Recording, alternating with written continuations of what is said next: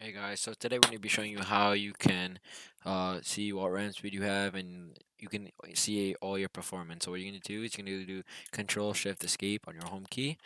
Then you might see this. You're going to click More Details, and then you go to Performance, and then you have your everything about your CPU, your memory. Here's your memory speed. So mine's set to 266 megahertz, and you can see your GPU uses and anything that you need and what it is.